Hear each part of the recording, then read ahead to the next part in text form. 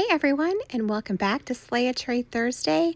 This week we're going abstract, and I love abstract. There are so many things you can do. There are no rules, and if you screw something up, it doesn't matter because it's abstract. So I thought we would go. Let's do some Resinecrete today. And I'm sure this will come as a huge surprise, but we'll throw some resin in there too because, we have to. So with Resinecrete, it's an eco casting medium. So it's kind of like your Aquacast, your Jesmonite AC100, mixed to mold, I don't know, all of them. There's tons of them. There's like magic something too. It's based on powder and a liquid medium. So for Resinecrete, it's 10 parts powder to 3 parts water. I know, math is hard. But we are going to use this super cute mold. It's very organic in shape. I thought it would be absolutely perfect. We actually used it a couple of weeks ago or a month ago in that terrazzo tray. So I thought we would break it out and use it again because it's adorable and it's going to look really good in multicolors, or at least I think that's the case. And I am so sorry about that banging noise that you hear occasionally. That is the dryer. And apparently my children put, I don't know, basketballs in there, and it's just quite loud. And the dog is sleeping on me. So it's like a noise, chaos, cacophony over here. Okay, Resinecrete. Love this stuff. Absolute favorite eco pouring medium. Love it. It's like got the best finish. Not a great working time, but none of them do. I find it's about 7 minutes on a good day. If it's warm, it's less. So it sets up pretty quickly, so you have to work pretty fast. But I really do like this stuff. And it's the 10 parts powder to 3 parts water. So basically, if you do 100 grams of powder, you're going to do 30 grams of water. And it's really forgiving. So if you make a little bit of a math error, it's not a big deal. As a matter of fact, I had an issue where I put way too much water in and it was just fine. So it's pretty forgiving. And do you guys hear the birds now? I'm telling you, they all know that I'm trying to do the voiceover on this video. And it's like, hey, it's time to have a party. I'm going to go close the door. I'm going to go shut off the dryer. I'll be right back. And can we just talk about how cute this cup is for a second? Oh my gosh. Okay. Sorry. I am so distracted today because, just so you know, I just finished my last exam for my class. And as soon as she grades everything, I will be done with school. Hopefully forever, unless I am really, really dumb and decide to go for my PhD, which I can't imagine that I would do that. But anyway, getting back to the video. So I'm doing 600 grams of powder, and that means that's 180 grams of water. So I always do the water first. I would normally use like a room temperature water. However, I found that if I use a little bit cooler water, I feel like maybe I'm getting more work time. Not a lot of work time. I mean, we're talking like 30 seconds to a minute. But I also feel like every little piece, every little second counts. So I do the water first. I did 180 grams of water from the super cute Halloween cup. And then I put in 600 grams of the powder. Then you can just mix it up. You can mix it with a spoon. You can mix it with a fork, a spatula. You can get in there with your hands if you really wanted to. Do not recommend, but you could. And normally I would use a cake spatula, but mine has gone missing. I know, what a surprise. It feels like everything I own goes missing in this space. I'm telling you. So my entire feed on that other program, which I don't know are we allowed to say the names of other social media platforms on here?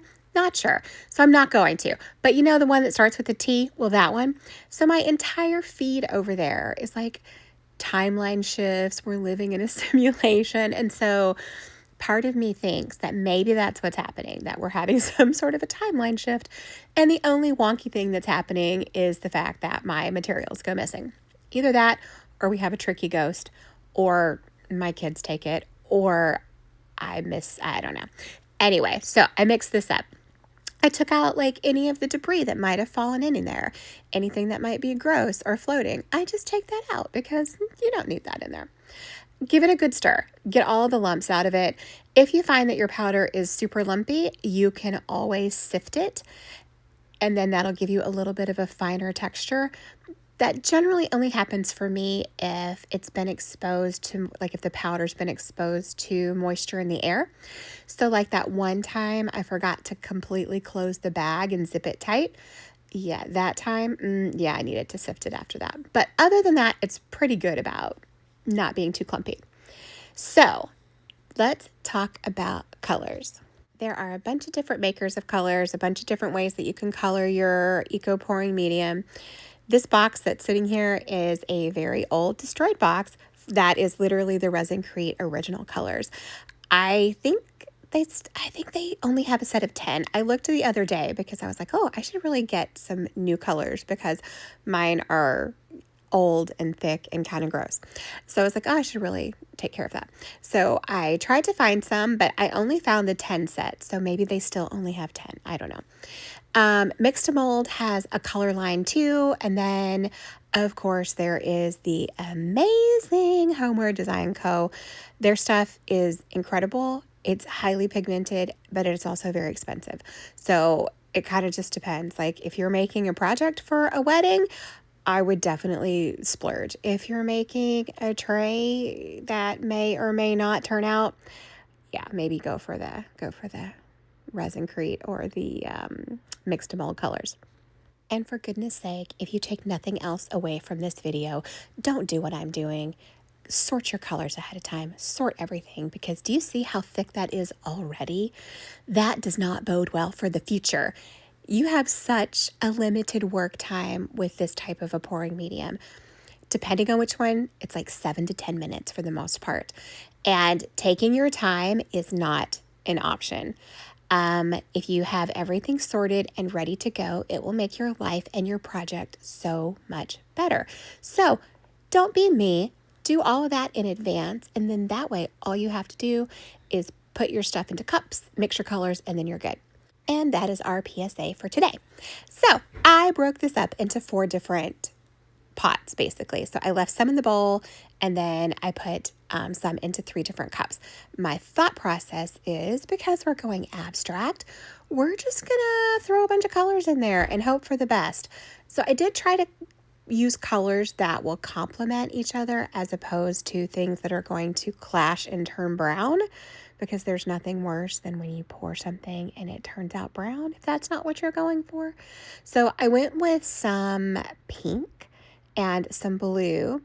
I was trying to go for green in that 3rd cup. I used some teal, but that teal turns out far more blue than I expected, which, I mean, okay, it's fine because you're mixing these colors into a white base, and because it's a white base, it's going to mute your colors. So no matter what you do, it's going to mute them. You can put in more colorant.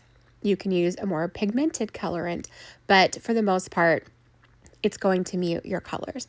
And so that's kind of what we're seeing here. So we're putting in a bunch of yellow, and it's almost still white when you're putting it in.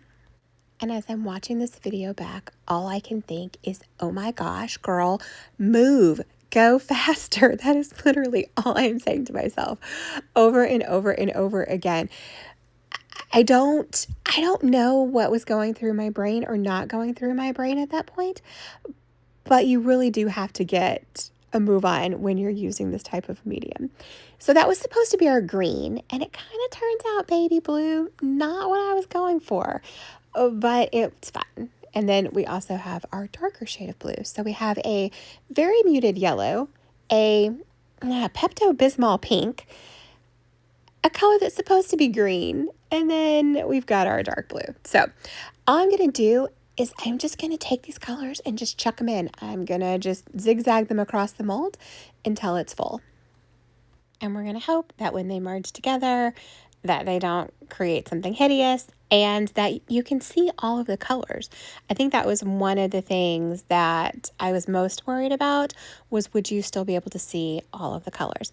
And now by this time, this is pretty thick because I took my sweet time on mixing. Well, first I took my sweet time on finding the colors, and then mixing the colors, and then finally pouring them in. So at this point, I'm starting to have this internal panic where I can't take the time I would like to get the colors kind of where I want them. At this point, it's just a, oh my gosh, hurry up, get it in the mold, get it in there as fast as you can, and let's hope for the best. So I'm just taking the mold and I'm banging it on the table, lifting it pretty high, like a foot off the table, honestly. And you're probably getting like, what are you doing? I'm getting a headache watching this. But I'm just taking that to get any of the bubbles that might be on the sides, to get those to release. I don't want to take a stick and drag it around on the inside because I don't want to swirl those colors together. I want them to stay as independent as possible. So that's why I'm banging it. Now, that works a lot better if your medium is thinner, if it's not quite as thick, but it will still work, just maybe not as well. And of course, I didn't mix up enough to completely fill the mold. Shocking. What's that thing about, measure beforehand? Yeah. Anyway, didn't do that. So we'll have to come back in and top this up with some white or something. And 30 minutes later, this is what we're looking like. I'm getting massive, massive pastel camo vibes. And that green, where did that green come from? Because that green was not green in the cup. It was teal. And there was a lot of nonsense that happened in there that I'll share in a minute. But right now, let's seal this. So I've been using this. This is a concrete and masonry waterproofer. And Louise Singleton actually turned me on to this. She uses it on her candles. Actually, I think she uses it on all of her Aquacast pieces that I've seen in her recent videos.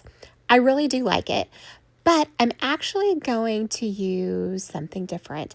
I'm going to use wax. I love this wax. It is so good. The smell, I wish you could smell it.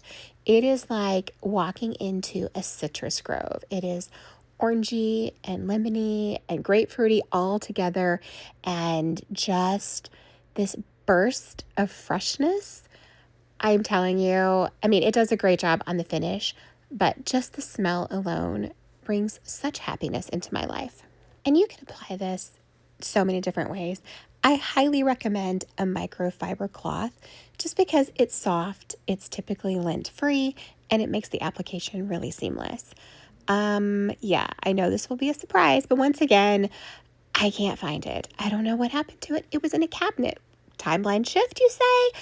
Perhaps. So I'm just going for paper towel, and it works just fine. Just be careful with your paper towel that if you are going to use that it doesn't leave any, like sometimes it can leave fibers behind, and it also, sometimes the finish is, you need to buff it out a little bit more just to make sure that you're not seeing any streaks or anything like that. But, I mean, it works. It works just fine. And it puts on the most gorgeous shine. And of course, that smell that I absolutely love. Okay, so let's be real for a second. You guys know I wasn't going to just make one tray because that's not possible. It's not in my vocabulary. And I was procrastinating on studying. And yeah, so I made multiple trays. So I went with a different thought process. I thought, how about we draw on a mold? Now, mind you, I can't draw. I have no artistry skills whatsoever. But I thought, let's draw with a paintbrush and mica powder on a mold, and let's make something abstract-ish. Yes, ish, abstract-ish. So I'm going to walk you very quickly through the process. We're going to skip through a lot of the drama because I just want you to see that if you have skills, this would actually be kind of cool. So my thought was I would do some sort of like an abstract-ish tree, or I don't know, maybe one of those Blair Witch symbols. Kind of looks like that too. But either way, something tree-like, tree-esque. And then I would surround it with like different colors. Like a halo of color almost. Then I was thinking, how cool would it be if you had a bigger mold than this? But you could do a tree, and then you could use like crushed shell or crushed glass, something like that for the leaves.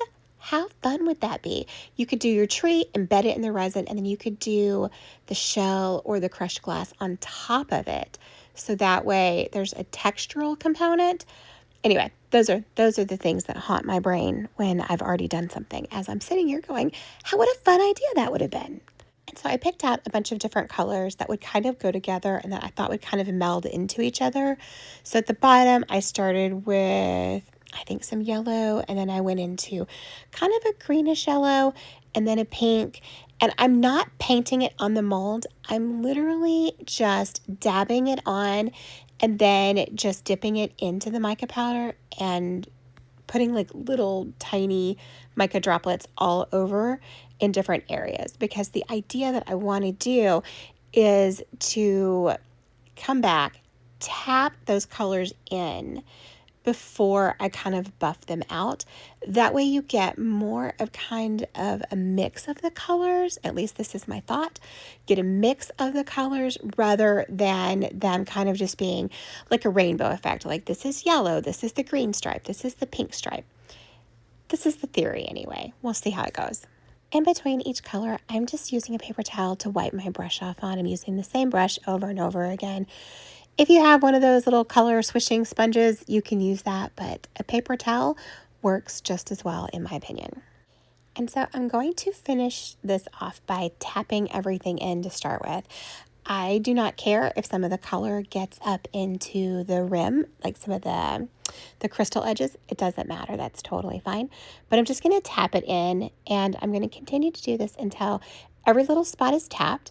And then I will go in, I will brush off the excess mica powder, and then we'll fill it with some resin. So yeah, about filling it with resin, I kind of did something. My brain wasn't working. I know, surprise, surprise. Oh, but can we just talk about those colors right now and how gorgeous they are? They're so pretty. Anyway, I wasn't thinking. For some reason, I was thinking that this was like a bowl mold. I don't know, or not like a bowl, but like a tray mold.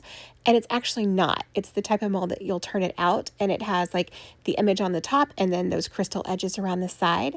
But I wasn't really focusing on that. I wasn't planning that very well.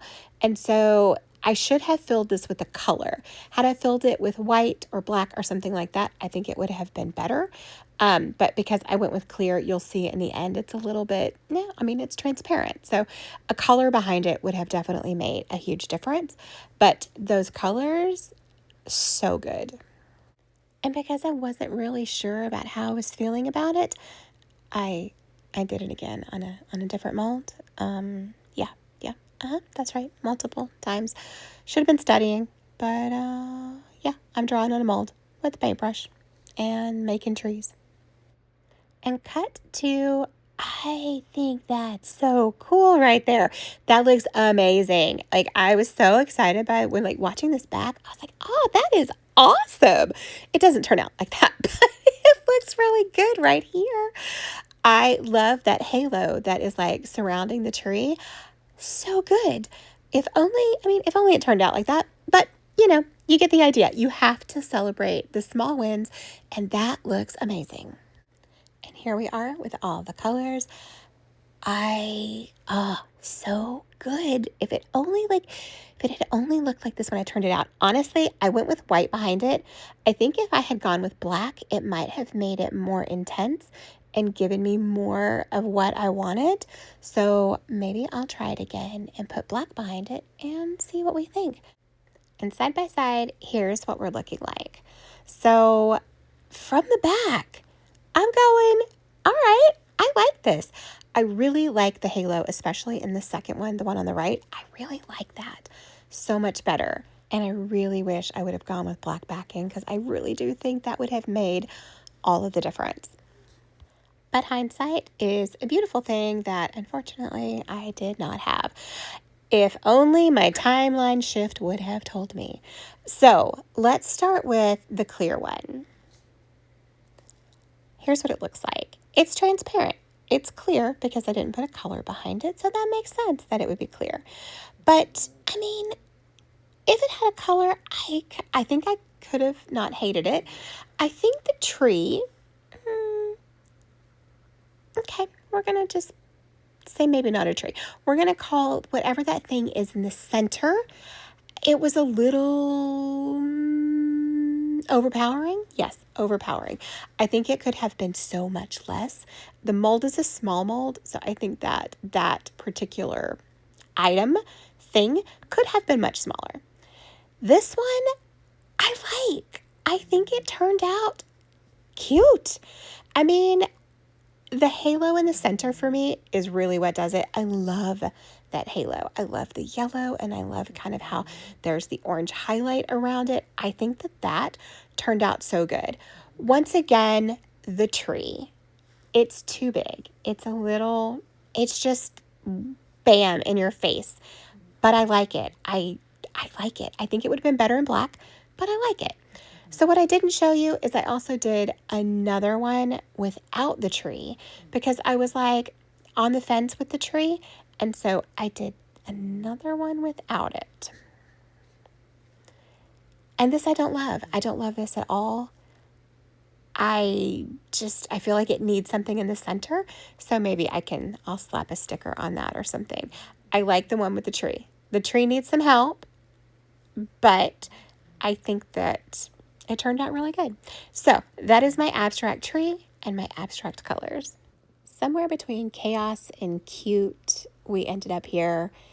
And this tray, even though it has that chunk of green that came from literally nowhere, I like it.